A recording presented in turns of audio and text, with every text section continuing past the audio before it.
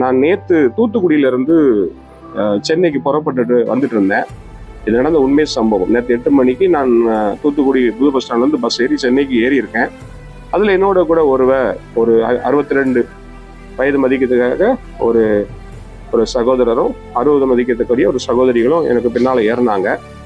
அவங்க பாருங்க, அவங்க பஸ் புக்கு யாரோ புக் பண்ணி கொடுத்துருக்குறாங்க. பட் அவங்களுக்கு என்ன சீட்டுன்னு தெரியல. பட் அவங்க ஏறும் போதே ஏதோ ஒரு யோசனையில ஏறினாங்க.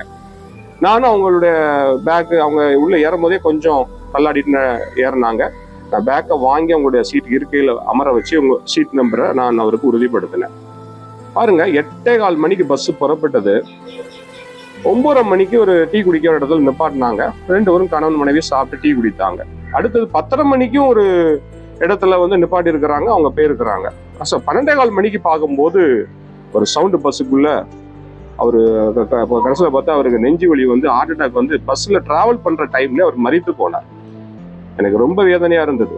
அப்புறம் நாங்க பஸ் ஆம்புலன்ஸ்க்கு ஃபோன் பண்ணி நைட்டு 12:45 ஒரு ஆம்புலன்ஸை வர வச்சு எல்லாம் செக் பண்ணி பார்த்தா பஸ்லேயே அவர் மரித்து விட்டார் என்ற செய்தி வந்தது. எனக்கு ரொம்ப வேதனையா இருந்தது. 8:15 நான் பார்த்த மனிதர் 12:15 மரித்து விட்டார் என்று சொல்லும் போது என் இருதயம் உடைக்கப்பட்டது. அதனால எனக்கு அன்பானவர்களே, ஒரு பிறப்பு இறப்பு என்பது எப்போ வரும்னு சொல்ல முடியாது. அதனால இருக்கிற காலத்துல நீங்க நல்லா வாழ்ந்து மற்றவர்களுக்கு உதவி செய்து நீங்க வாழ்ந்து பாருங்க. நன்மை செய்யும்படி உங்களுக்கு திராணி இருக்கும்போது மற்றவர்களுக்கு செய்யுங்க. இந்த பிறப்பு இறப்பு இந்த காலத்துல இந்த நான்கிற கர்வம், பெருமை, புகழ், தனக்கென்று வாழக்கூடிய ஒரு சுயநலமான வாழ்க்கை அப்படிலாம் வாழாதபடி இருங்க. கர்த்தர் உங்களை ஆசீர்வதிப்பார்.